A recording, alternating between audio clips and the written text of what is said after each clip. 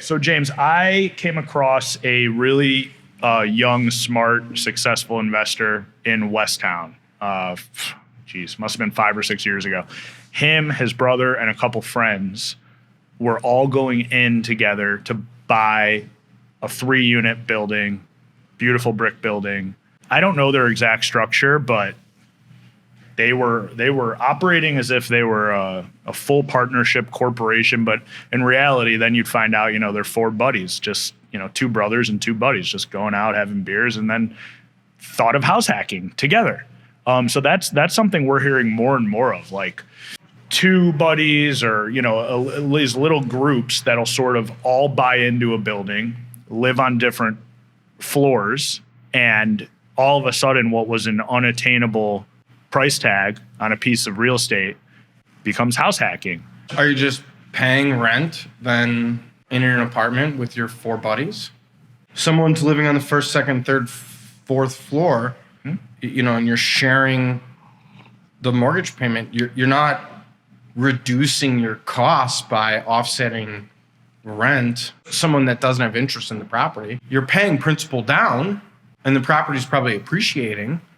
But to me, house hacking means that you're living for less. Let's say that the monthly payment's $4,000, everyone's paying $1,000, but the rent is $1,500. So there is some savings there. Yeah. And let's say again, it's in the neighborhood you want to live in. You got to know your partner's financial situations too, then, because the roof needs to be done. You don't want to be trying to collect the 1/4 from your friend that lives on the first floor that maybe has no savings, just lost his job. And also says, hey, I live on the first floor. I don't care about the roof. Right? Right. They don't have that 3rd bedroom above the front staircase. Let's back this all the way up. So in reality, if James and I, or these folks, I'm sure this is what they did in the story I just told. If we were going to do this, we would first jump on Cyber Drive, Illinois. We would create an LLC. It would be James and Joey LLC, Property Brothers, House Hackers. We would then create what's called an operating agreement. And this is if you do it the right way, right? Where we would specify percentage interest in that LLC. Let's do it right now. 50-50? Mm-hmm. Perfect. It's the way it should always be. We would define our interest. We would then add in any other language that we feel needs to be stated up front, right?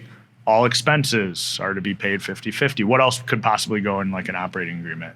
It's a lot of standard mumbo jumbo, but Buyouts, yeah. Let's say James, congrats on being engaged. Thank you. Shout out Mags. Let's say James wanted to leave the building before I did. How's that going to work, right? You need money for your wedding, right? Or if one person wants to sell and one person wants to stay in the building. That comes down to voting rights, right? And that all goes in an operating agreement? Yes. You can define, any term in an operating agreement.